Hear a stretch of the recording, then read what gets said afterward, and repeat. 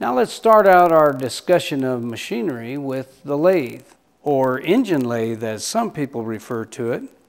This name probably comes from the old days when electric motors weren't widely used. They usually had an engine placed outside the shop. Many were steam powered.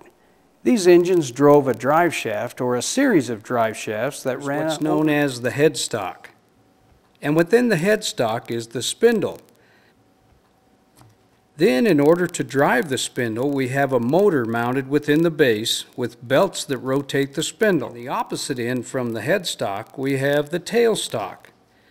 The tailstock is used to support long pieces of material and is also used for holding tools. Now, the carriage and the tailstock need to be aligned and parallel to the spindle. This is accomplished by two rails along the top of the bed, actually part of the bed. These are known as ways. All machinery utilize ways to enable precise linear motion, and the alignment and condition of these ways to the compound is the tool post. I prefer the dovetail quick change style, which enables you to change tools and maintain each tool's position. There are several different styles that you may run across. This one is a 4-position turret type. And some of the older lathes will still have the single tool with a rocker plate that enables you to angle the tool up or down and change the height or center line. But each time you change a tool, you must that your tool contacts the workpiece just slightly below center line or right on center line. If the tool is above center line at all, it will flex down towards the center line under the pressure of the cut. This will cause the tool to pinch and dig in. It's also rubbing somewhat and will be likely to create what's known as chatter from 16.1 thou or 16 1/10 to a half thou or 5/10. This determines the amount of travel that the tool moves for one revolution, or you can think of it as the thickness of the chip. Two axes of travel.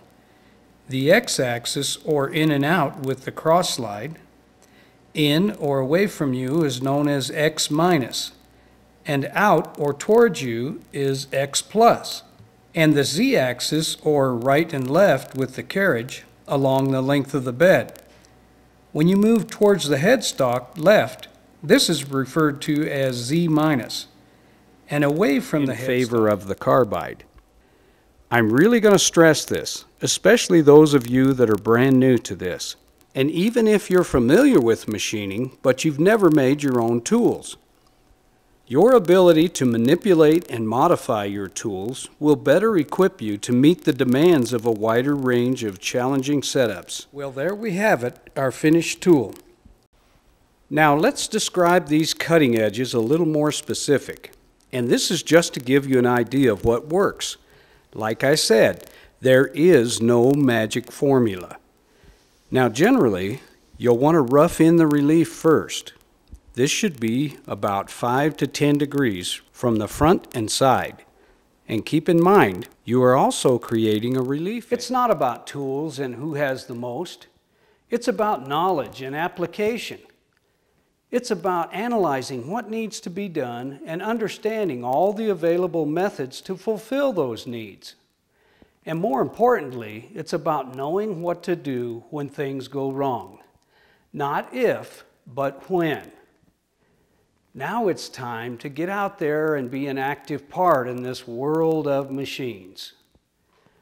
I'm Marshall Burr. Be safe.